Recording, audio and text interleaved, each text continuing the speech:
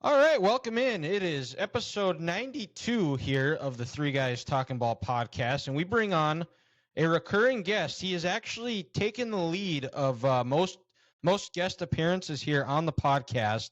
But he will be tied for first after next week. But it's always great. We talked, Zach. We probably talked when it was back in June. Probably not soon enough, but with football season approaching. NDSU season 2 weeks away at US Bank Stadium. It felt like a perfect time to bring you back on, do an NDSU preview chat, Bison football. Who knows? I just tweeted out a hint of who's tomorrow's guest host is, and it was the Ted Lasso barbecue sauce meme. So we'll see if anybody gets it. But there we go. You guys have been all over the map. You're staking out a claim. I saw you guys are in South Dakota or in Sioux Falls now. Yeah, we're invading enemy territory, but if they're paying me money for barbecue sauce, they're not enemies anymore. So headed down to Sioux Falls on Saturday, making that trip. Gonna go sling some sauce, and then little by little, we're just gonna build this empire, keep it going. Yeah, absolutely. And this is episode 92, and this one I really struggled with. I'm trying to think of a 92 that played for NDSU. I can't think of one. I completely dropped the ball on episode 90. That should have been a softball home run, but I completely dropped my shoulder, popped up to the pitcher, and right after Grant and I were talking about it, my dad calls me that next morning. He's like, "You're an idiot. It's Phil Hansen. It has to be Phil Hansen." I was like, "Oh man, how did I botch that?" Yeah, that's tough. 92, I believe Lane Tucker, one of my teammates, was 92. Correct me if I'm wrong. Mike Hardy might have also been 92. No, I think he was 91. Okay. Yeah. Then was it? I feel like there was like a Boyer maybe that. Coulter. Yeah, I think he was 92. Let me maybe check. Not. Coulter Boyer. Good podcasting. Yeah, this is he was great. 92. You're correct. He was 92. Yep. All from I guess this is just kind of a South Dakota themed podcast. You're going down to South Dakota to sling sauce. I'm going down to South Dakota for a wedding. Sauced. Coulter Boyer. Yeah, to get sauced. Coulter Boyer, the pride of Hurley, South Dakota. He was 2011 All Missouri Valley Football Conference preseason team. And then very good football player. Very good. Part of the national championship team, the first one of the Division I era here. Yep. Somebody named like a name like Coulter Boyer just has to be a hard-nosed D tackle that is just a real SOB to mess with for 60 minutes, and he was one of those guys. Yep. Definitely one. Well, most defensive tackles, it's a thankless position in football. But you talk about you ask any quarterback, they hate pressure from the middle. Yep. They hate that A-gap pressure, and that's their job. They won't get the credit for it in the stat book, but they're basically the offensive linemen of the defense. Just they don't get the thanks they deserve. We see you and we appreciate you, D tackles. That's right.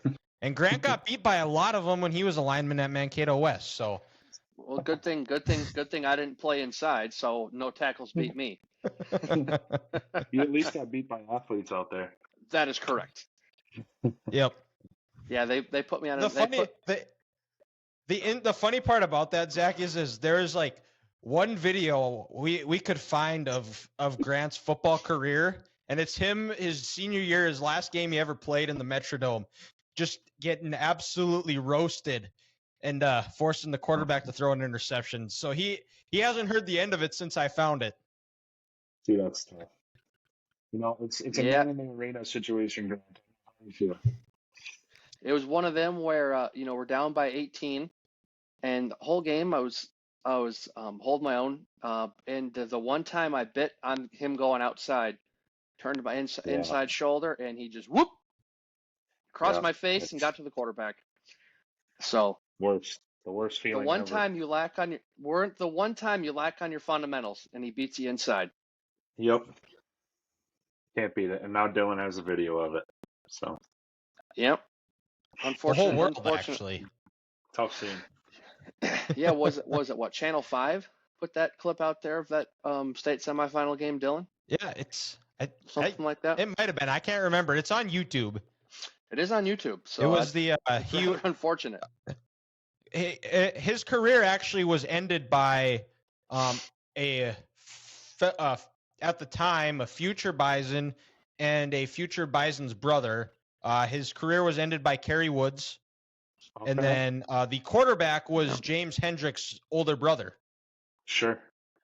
Got it. So I imagine you lost to Bemidji. Just Bemidji, yep. Putting dots together. Yeah, that's I'm right there with you. Two of the worst moments of my life came in losses in the high school semifinals. So I'm with you.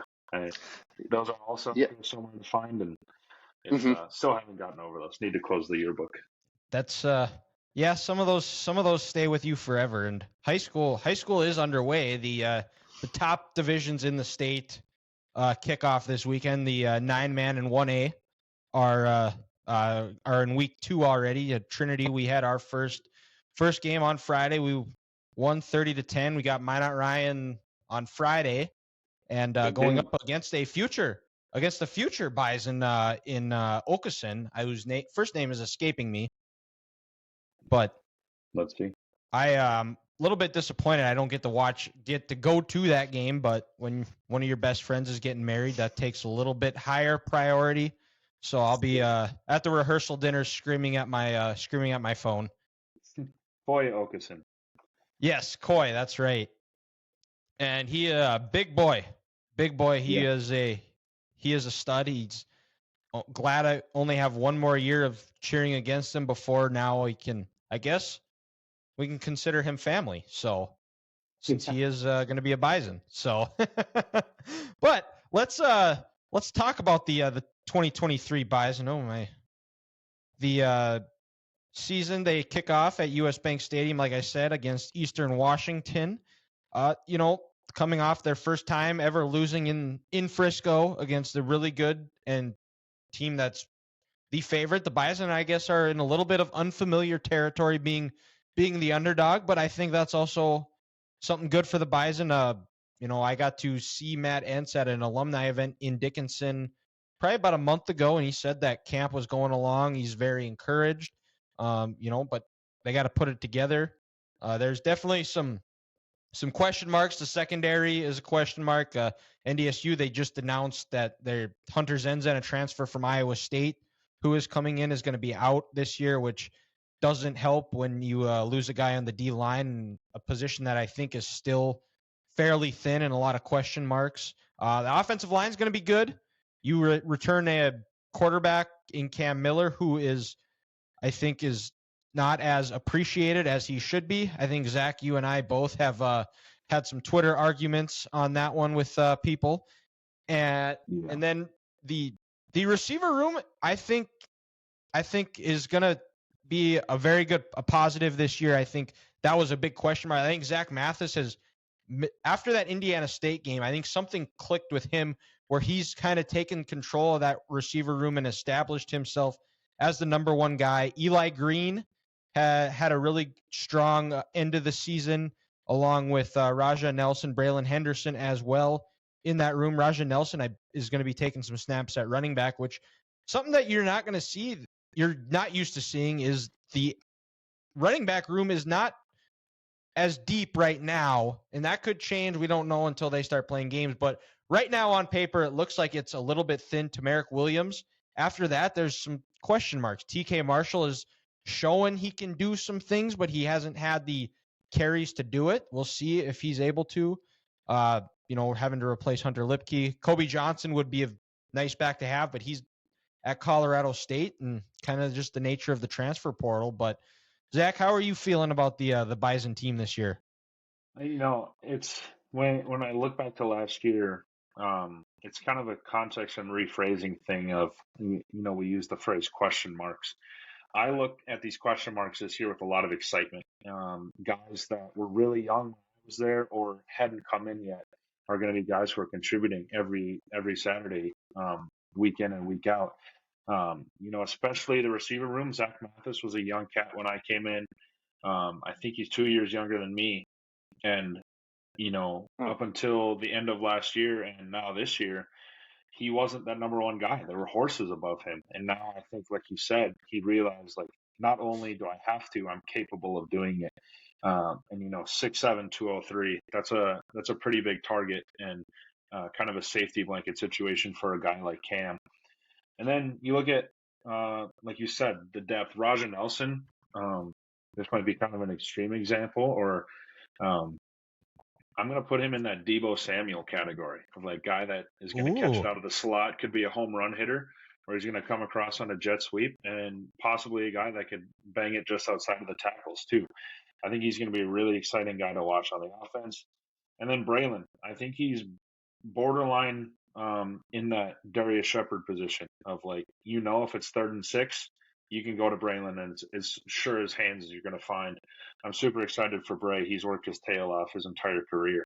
And I think this year he's going to be able to show it.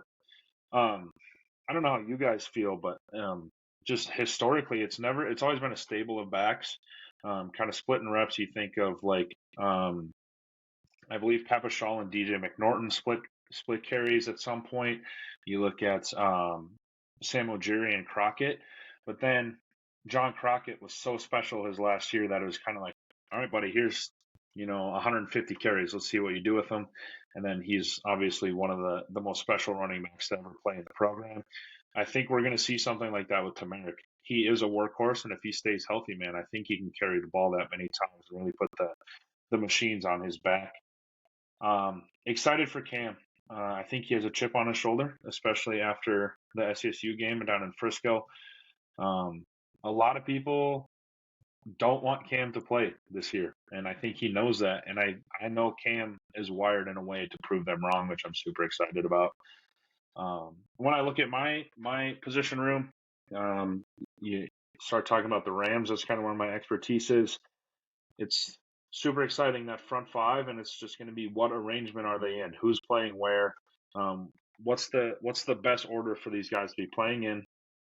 And then who are the 6, 7, and 8 guys that are going to be able to fill in if something goes wrong? That can make or break a season. It really can. Losing one guy who's solid up front in those first 5, you lose one, and the next guy coming in can't step up, then it's hard to do anything on defense. You look at Hunter Pontius, Jake Rock, Brendan Westerberg, if he isn't starting in the front 5. And then you get the transfer from Mizzou. His name is escaping me. It's just, who's going to step in? There's going to be an opportunity to play. NDSU will play 6 alignment any given Saturday. So who's going to come in and take the reps? And I think, like I said, especially looking at the offensive side of the ball, I see question marks, but I look at them with excitement versus, concern like it might have been last year. So then, guys, I'm wondering, you just mentioned that people don't want Cam to play or they're nervous about him. What aspect do you think he's trying to take this season or in this offseason to take his game to the next level? Like, which question marks is he trying to answer? I think Cam is kind of solidified himself as a very solid game manager.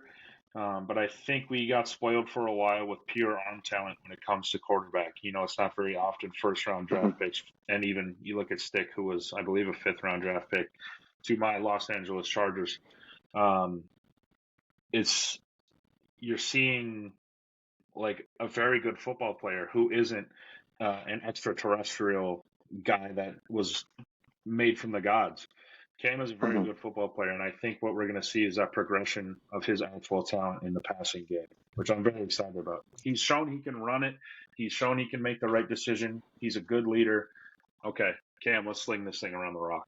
And the other part of it too is I think is a lot of people. Trey Lance took off, and then the COVID situation, everything.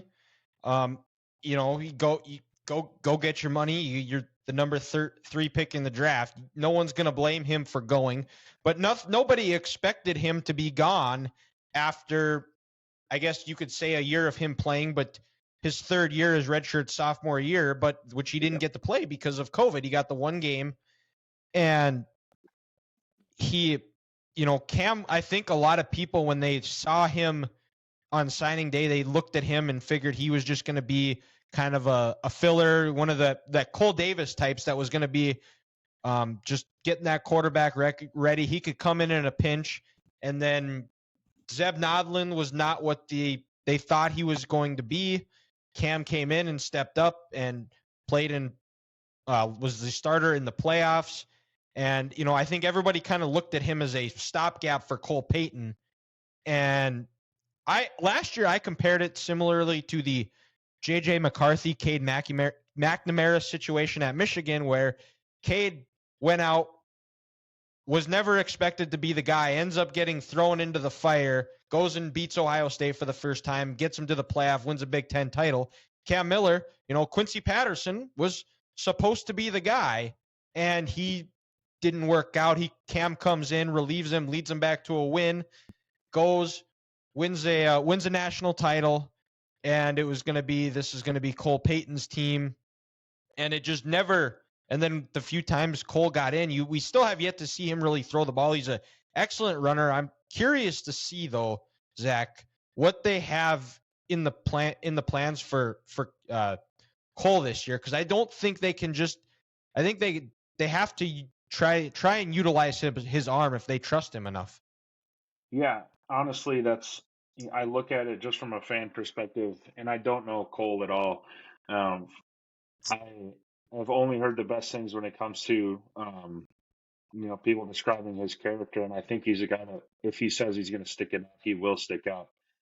That being said, he is too good of a football player to not see the field a majority of Saturdays here coming up. And like you said, and we ran into it a little bit last year of if the only thing Cole does when he steps on the field is run, we have to switch it up a little bit. Now, what my whole perspective is when I get in arguments with people on Twitter is that there's a whole lot of context that goes behind these things. Because let's say Cole does go in, starts throwing the ball around the yard, starts lighting people up. Well, what does that do to Cam's confidence that they're taking reps away from him to throw the football? But, at the end of the day, it is about winning football games. And I trust that this coaching staff is going to put those guys in the best position to do that. But also, just from a pure fan perspective, that is an exciting weapon to have on our side of the field that I want to see him cut it loose a little bit. I've been told that we will see a good amount of Cole Payton this fall, so I'm excited for that. And guys, I'm just kind of looking ahead to the schedule here. For possible road trips, fans love road trips. What are some good away games that NDSU's got coming up that maybe fans can circle on the calendar and say, hey, let's go check out this campus in this place? Well, this is the year for road games for sure. Yeah. if you're picking to either, let's say you're in Minneapolis, you're kind of that middle road to some of the Missouri Valley schools, or you come to Fargo. I'm not going to lie to everybody and say that the games at Fargo are going to be very exciting the entire year. I think doing stuff like now you see the home and home with, I believe, Eastern Tennessee State out in Nashville, and then obviously Tennessee State. That's right. And then you see the U.S. Bank game, and then the game in Charlotte against the Citadel. I think those destination things are big for the fans. It just reinvigorates them a little bit, gives them a chance to get out of town. I played at the game at Target Field, and I mean, there was 30,000 people playing in a baseball stadium. Like that stuff does matter to people. Seeing, kind of out of the norm away stadium for the Missouri Valley. That being said, I'm just going to go week by week here. If you are truly into the Bison lore and go back to and understand the rivalry, I think the game in Grand Forks is almost a must-watch, must-get to. Grand Forks is a dump. I'll scream that from the top of the mountaintops. But that is an incredible game. It's a horrible venue, but I'll give them credit. Those frat boys that barely know how to read pack those stands, and they get loud out there. Missouri State, Springfield, you're not missing a lot, for being honest. And then I think if you can get to Brookings, man, that is one of the best scenes in all of college football when we're playing down there and it's not 10 degrees outside. It's November 4th, so it's going to be chilly. I'm going to be there, staying hydrated, staying warm with a liquid that might be doing both at the same time. So I think if you can circle, we're coming up on it now, but if you can get to US Bank, that's going to be a really good time. Get out to the Chicken Coop in Grand Forks, and then get down to Brookings if you can. Those are the three that I'll be circling on my away schedule. That makes sense because I think Ethan, who can't be with us tonight, he's up north at the cabin. His dad was an SDSU grad, and they already got tickets this year to go to Brookings. Yeah, it And really is. And I was going to say they went 2 years ago, and wasn't the outcome we were looking for, but he said he had a hell of a time. Yeah, it's so much fun there. On it, I will tip my hat to them. That venue is unbelievable. You get the away grandstands where you just pack in all those insane Bison fans, and then they have a really cool scene. It looks like an FBS type facility, just in that bowl, and then you have the athletic suites in the other end zone. It really is a cool place to watch a football game. It's upgraded. So when I was a freshman at NDSU in 2013, it was Brock Jensen's senior year. Me and you would know Mason Ankenbauer, me, him, and then his dad, and then one of his dad's buddies. We went down to the game. Yep, and we went down to the game, and that was before they renovated. In the stadiums, it was just wood bleachers on that side, but it was still a incredible atmosphere. The locker rooms were just a brick building, probably the size of the room I'm in right now, it looked like. Yep. And it was just a dump. And the grass was about like 8 feet high. You could tell they haven't mowed it. There was a high school game the night before. Anything they could do to gain that competitive advantage. But the joke was on them because they ran for, I believe it was negative 34 yards that day. That was got lost 20-0. The Zach Zenner game. I know a lot of the diehard Bison fans on Twitter still hold that over SCSU fans' heads. I actually have a funny story. I was on a recruiting trip down to Brookings. I had gotten contacted. I sent my film out to Coach Eck, the old line coach there, and he said, "Yeah, come on down. We'll do a visit." Went through the facilities, met me, and we're sitting in the weight room. And there was a picture of Zach Zenner on the wall. And I nudged my dad and I said, "Remember when we held him in negative yards, in front of Coach Jack in the CSU weight room, talking about weed?" I wasn't even committed to NDSU, it wasn't anything. And it's just I probably should have let that one go. But whatever. What was his reaction? Did he hear it? Oh yeah, he heard it. It was very awkward. I was just like, "Yeah, I apologize." He's like, "I get it," But yeah, that was it was certainly something. Well, you just gave me my my clip. I'll share to the world is that story when we do our when the episode drops tomorrow. I'm gonna use that video. I'm gonna use that clip. So I love it. Since we've been on the we're on the topic of the Jacks. They are the clear-cut favorite in the Missouri Valley, the clear-cut favorite to win it all, as they should be. They've got two really good running backs. Gronowski is a hell of a quarterback. The Yankee twins are back at receiver. They lost Tucker Kraft, but there is talk that Hines, the guy behind him, might be a better tight end than Tucker Kraft. The defense really doesn't lose a whole lot, and I guess we set this up all right here, talking about earlier in the show about the importance of D tackles. South Dakota State lost their 2 sixth-year defensive tackles, 24-year-old guys. Now, I'm not saying that that's going to be the end-all, be-all. I think, like I said, they're still going to be a hell of a team and projected to win it all, but they have 6 new coaches as well. But I think one of the biggest keys and why NDSU struggled to run the ball against South Dakota State last year, especially in the national title game, was because of those two guys that were essentially grown men that were able to flush out power and kick it out flush it out, like Coach Stiegelmeier said in the pregame show, of that's what they had to do to win the game.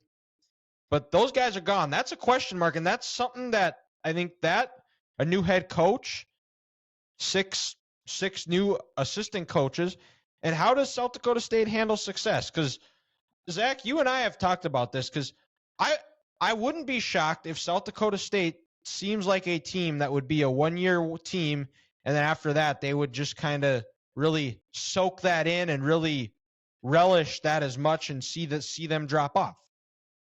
Yeah, I'm interested to see that as well, just because I think it's more of like an outlier. You look at the history of SDSU, of all these collision courses for NDSU and SDSU and Frisco.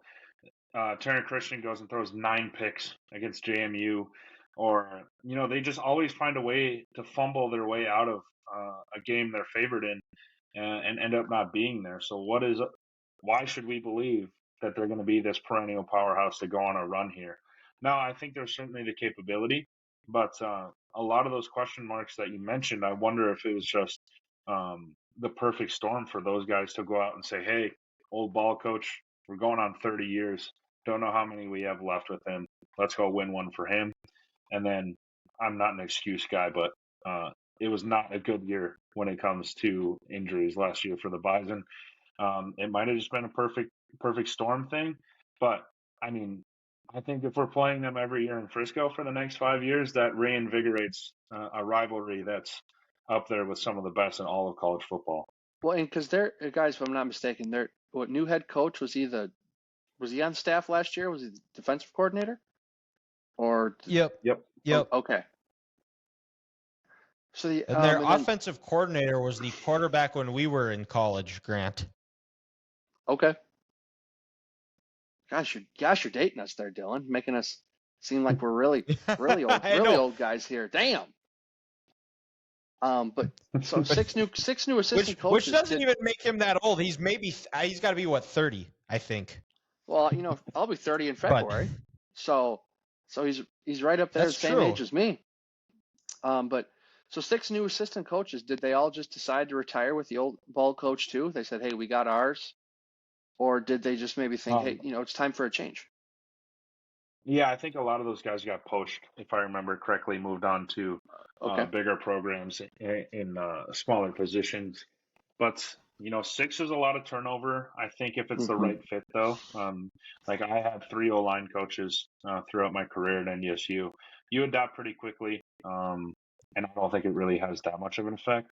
But when I don't know what, pardon the pun and the joke, but I don't know what kind of juice Stig had these guys drinking to have the Yankee twins come back and Tucker Kraft play as long as he did and have 60-year D tackles. He obviously had some intangible about him that kept those guys on the roster for as long as he did, and I'm wondering how that's going to affect the morale and do these really talented players decide to stick around and take another year if they have the opportunity to do so. Do you think maybe that's another part too that doesn't get discussed enough is how NDSU got hit by the transfer portal, and South Dakota State. They're like Mark Gronowski could go to a few colleges in the Big Ten and be the starter. He could go to Northwestern, where our former D coordinator is now the head coach. He could probably go over to Minnesota and be the starter. He could go south on I-29 and play for Nebraska. Yeah. Outside of probably Iowa, I think he could probably go to any Big Ten West school and be the starting quarterback. I don't think I'm that crazy when I say that. Like how those, or a guy like Isaiah Davis, how has he not gotten poached yet? Those NIL pockets must be deep. They must be. It has to be something, but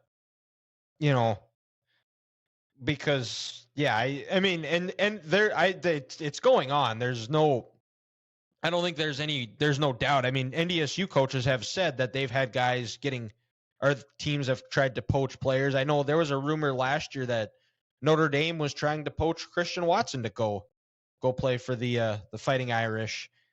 I know a few guys I played with that told me they got DMs from other colleges and said, "You have a blank check if you come